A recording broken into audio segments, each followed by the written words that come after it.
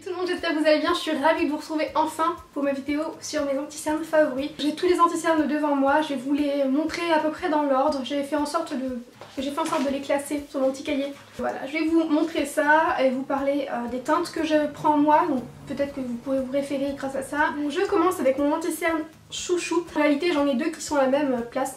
À la première place, je vais quand même vous parler du moins cher d'abord, donc le NYX HD que je possède dans la teinte 04 qui est je crois la teinte médium beige. Je dirais que le Studio Skin de chez Smashbox est à la même hauteur mais ils sont assez similaires tout en étant différents, c'est à dire que le rendu fait très naturel, tous les deux elles sont mes préférées au niveau des textures etc. Même si le Studio Skin de Smashbox est peut-être un petit peu moins couvrant, ce qui fait que c'est pour ça que je l'utilise le plus. Parce que du coup avec moins de couvrance c'est ce que moi je recherche, mais pour celles qui ont des cernes plus marquées, qui préfèrent avoir quelque chose d'un peu plus épais et de plus couvrant, celui-là est voilà, sera mieux. Bon, c'est pas non plus hyper épais, hein, ça reste liquide. Au niveau du prix, moi je l'achète sur le site ASOS. Je le prends sur le site ASOS parce que souvent je prends d'autres choses en même temps et la livraison est gratuite avec pas grand chose d'achat sur ASOS, donc c'est... Du coup ensuite c'était, comme je vous ai dit, le Studio Skin de chez Smashbox, donc c'est le Studio Skin 24 heures qui est un anti-cerne waterproof et c'est vrai qu'il résiste extrêmement bien en fait hein, à la chaleur et tout. C'est un anti-cerne non gras. Au niveau de la teinte que j'ai, moi c'est le Light Warm. C'est un des anti-cernes qui est le mieux au niveau de ma teinte parce que c'est vraiment pas... Je m'en sers pas spécialement pour des zones de lumière celui-là, donc plus pour vraiment camoufler mon cerne. Il est forcément plus clair que mon fond de teint mais c'est principalement un anti-cerne, le Light Warm, que j'ai vraiment pour camoufler mes cernes. Vous pouvez le retrouver sur le site Sephora à 24 € et je l'ai pris, c'est la deuxième fois que je le rachète. Mais avec les moins 25%. Ensuite je dirais que mon troisième c'est le Pro Longwear de chez MAC. Je l'adore et pourtant je pense que c'est un des anti-cernes que j'utilise le moins parce que justement il est extrêmement couvrant et du coup j'ai pas tout le temps besoin de couvrance comme ça. Par contre j'utilise très souvent lorsque j'ai envie d'une bonne tenue toute la journée, que j'ai une très longue journée. Voilà, le Pro Longwear c'est pour ça, enfin vous pouvez être sûr, vous pouvez y aller les yeux fermés, il tient tellement bien. C'est celui-là d'ailleurs que j'avais porté le jour de mon mariage parce que je savais qu'il allait résister à toute épreuve et c'était le cas. La teinte NC25. Au niveau du prix il est à 23 €. Seul petit bémol avec ces anti-cernes là c'est qu'il faut y aller tout doucement parce que sinon si vous faites une pompe complète, enfin, c'est pas la peine. Il est tellement bien et il est tellement liquide et à la fois couvrant, c'est assez incroyable mais il faut vraiment très peu de matière pour faire, pour tout camoufler correctement. Ensuite c'est la quatrième position, je pense que je mettrai les anti-cernes de chez Sephora.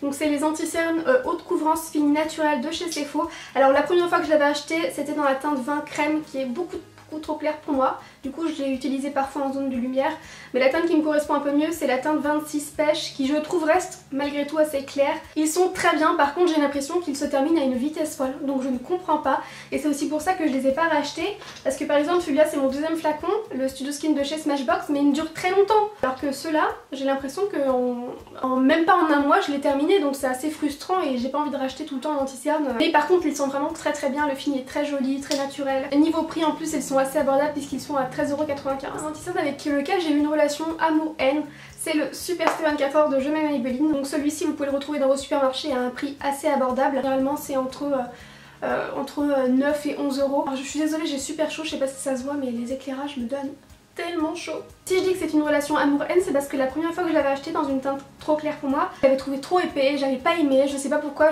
j'aimais pas du tout cet anti-cerne. Et je l'ai racheté l'été dernier parce que j'avais bronzé et que je voulais un anti-cerne un peu mieux à ma teinte.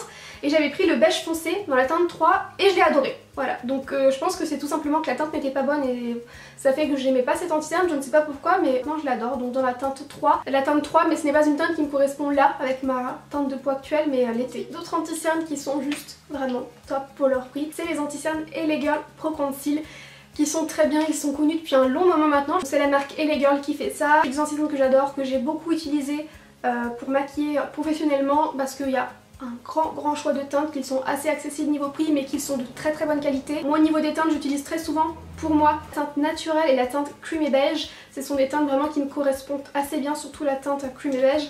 Et j'ai aussi cette teinte là que j'ai utilisée donc pour maquiller mais aussi du coup pour moi parfois en contour en fait, enfin pour réchauffer le teint, c'est la teinte chestnut. Et voilà, c'est des anti-cernes très bien si vous voulez faire du contour par exemple mais avec liquide. La seule chose que j'aime pas chez ces anti-cernes c'est le fait que ce soit un pinceau comme ça, mais j'ai vu sur internet et je pense que je vais le faire, vous pouvez les enlever. Niveau prix ça dépend des sites mais moi je crois que je les avais payés à l'époque environ 5 € et généralement ils sont entre 4 et 6 €, donc c'est vraiment abordable. Je vais vous montrer deux anti-cernes, voilà, j'ai pas de place numérotée pour ces deux anti-cernes là parce que c'est des anti-cernes que j'ai appréciés mais pour autant que je ne rachèterai pas. Et dans un premier temps le NARS Radiant Clummy Concealer, donc celui-là que j'avais dans la teinte Vanilla. C'est un anti-cerne que j'ai aimé, que j'ai trouvé bien, mais que je n'ai pas trouvé exceptionnel au niveau de son prix.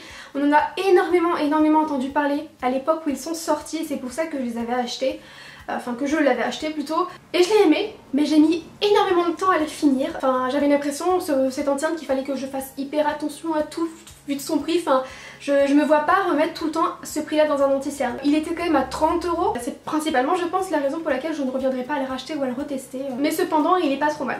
Et cet anti-cerne je ne le rachèterai pas spécialement pour son prix parce qu'il est au même prix que le Studio Skin de chez Smashbox que j'adore et que je rachète.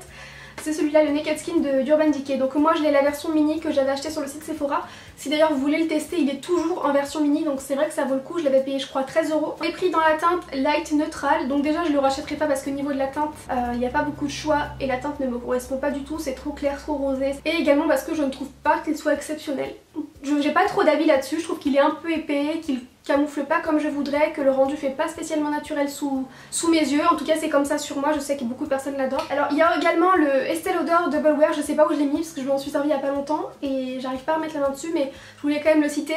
Le Estée Lauder, le Double Wear qui est pas mal du tout, mais c'est pareil, je ne viendrai pas à le racheter pour la raison du prix. Il y a je crois 33 € et je trouve que c'est beaucoup trop cher pour un anti-cerne. Peut-être que si un jour je trouve un anti-cerne qui est juste miraculeux, qui fait soin en même temps et qui est exceptionnel, je le rachèterai à ce prix là, je ne sais pas. C'est pareil, je vous en parle parce qu'il est quand même assez bien malgré tout. Je vais rapidement vous parler de deux enlumineurs puisque ça aussi c'est pas mal pour celles qui veulent faire un peu de contouring ou juste qui n'ont pas besoin de d'anti-cerne mais juste d'illuminer.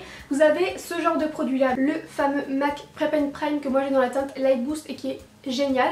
Et vous avez son dupe de chez ELF, donc c'est le High Definition Lifting Concealer qui est dans la teinte Brightening. Deux produits assez similaires, le MAC Prep and Prime est je trouve mieux au niveau de ce qu'il fait sur le visage, d'illuminer il est mieux, le produit est plus joli, mais quand on n'a pas le budget pour le MAC qui est à je crois 21 €, le ELF fait tout aussi bien le job pour environ 6 €. Et enfin je termine avec les correcteurs parce que ça c'est très bien les correcteurs pour camoufler les imperfections.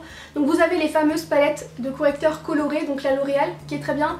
Il y en a une chez ELF aussi qui est pas mal du tout. J'utilise jamais ça vu que j'ai pas de gros problèmes de rougeur camouflée ou alors de cernes violettes, bleutées, etc. Mais n'hésitez pas, je vous mettrai ça dans la barre d'infos si vous voulez des bonnes palettes à prix raisonnable. Donc je voulais terminer avec deux correcteurs que j'ai bien aimés pour quand j'avais voilà, des petites imperfections, que je voulais un peu plus de couvrance à droite à gauche sur le visage.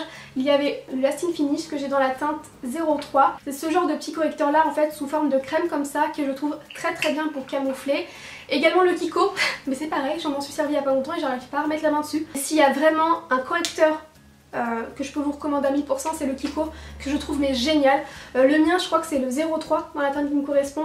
Il est vraiment génial. Donc voilà pour cette vidéo, normalement elle aura pas été très longue hein, puisque 10 anti-cernes ça va vite. J'ai moins de choses à dire, c'est vrai que pour les fonds de teint, ce qui concerne les anti-cernes. De mon côté j'ai pas de problème majeur pour camoufler mes cernes etc. Mais vous m'avez quand même très souvent demandé de vous citer mes anti-cernes favoris, donc c'est chose faite maintenant. Je vous fais maintenant des très gros bisous, n'hésitez pas à me dire quel genre d'autres tops vous aimeriez voir sur ma chaîne comme produit. Je vous fais plein de gros bisous et je vous dis à très vite.